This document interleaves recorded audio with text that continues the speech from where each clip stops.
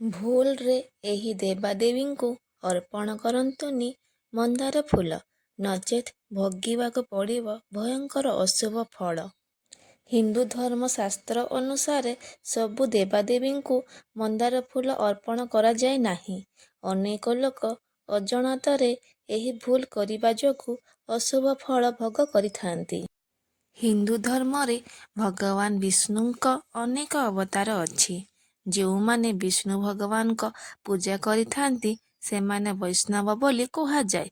ବୈଷ୍ଣବ ଭକ୍ତମାନେ ବୈଷ୍ଣବୀ ପଦ୍ଧତିରେ ଭଗବାନ ବିଷ୍ଣୁଙ୍କୁ ପୂଜା କରିଥାନ୍ତି।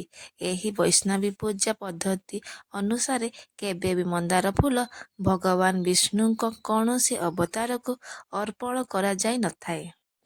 ସେହିପରି ଭଗବାନ ଶିବଙ୍କ ଭକ୍ତମାନଙ୍କୁ ଶୈବ ବୋଲି କୁହାଯାଇଥାଏ। ଏହି ଶୈବ ପୂଜା ପଦ୍ଧତିରେ ଭଗବାନ ଶିବଙ୍କୁ ମନ୍ଦାର ଫୁଲ ଅର୍ପଣ କରାଯାଏ, କିନ୍ତୁ ଲାଲ ରଙ୍ଗର ମନ୍ଦାର ଫୁଲ ଶିବଙ୍କୁ ଅର୍ପଣ କରାଯାଇ ନଥାଏ। ଶ୍ୱେତ ବା ଧଳା ରଙ୍ଗର ମନ୍ଦାର ହୋଇଛି ଶିବଙ୍କର ଅତି ପ୍ରିୟ। ହେଲେ ସୂର୍ଯ୍ୟ ଦେବତାଙ୍କୁ ଲାଲ ମନ୍ଦାର ଫୁଲ ଅର୍ପଣ କରିପାରିବେ, କିନ୍ତୁ ଧଳା ଓ ଅନ୍ୟ କୌଣସି ରଙ୍ଗର ମନ୍ଦାର ଫୁଲ ଭୁଲରେ ଅର୍ପଣ କରନ୍ତୁ ନାହିଁ। ଜାଣି ରଖିବା ଉଚିତ କି ଧନର ଦେବୀ ମା ଲକ୍ଷ୍ମୀଙ୍କୁ ମଧ୍ୟ ମନ୍ଦାର ଫୁଲ ଅର୍ପଣ କରାଯାଏ ନାହିଁ। ଏହାର କାରଣ ହେଉଛି ମା ଲକ୍ଷ୍ମୀଙ୍କୁ ସର୍ବଦା ପ୍ରଭୁ ନାରାୟଣଙ୍କ ସାଙ୍ଗରେ ଏକାଠି ବସାଇ ପୂଜା କରାଯାଏ। ପ୍ରଭୁଙ୍କ ଦେହକୁ ମା ଲକ୍ଷ୍ମୀ ଲାଗି କରି ରହିଥାନ୍ତି। ସେଥିପାଇଁ ଭୁଲରେ ବି ଯେକୌଣସି ଓଷା ବ୍ରତରେ ମା ଲକ୍ଷ୍ମୀଙ୍କୁ ମନ୍ଦାର ଫୁଲ ଅର୍ପଣ କରନ୍ତୁ ନାହିଁ।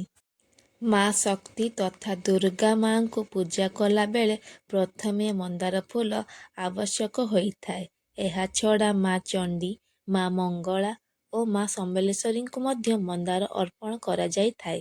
ଏହି ଦେବୀମାନଙ୍କୁ ଯେକୌଣସି ରଙ୍ଗର ମନ୍ଦାର ଫୁଲ ଅର୍ପଣ କରିବେ। ଲାଲ ମନ୍ଦାର ମାଙ୍କ ଅତି ପ୍ରିୟ ହୋଇଥାଏ। ମା କାଳୀଙ୍କୁ ମଧ୍ୟ ଆପଣ ମନ୍ଦାର ଫୁଲ ଅର୍ପଣ କରିପାରିବେ।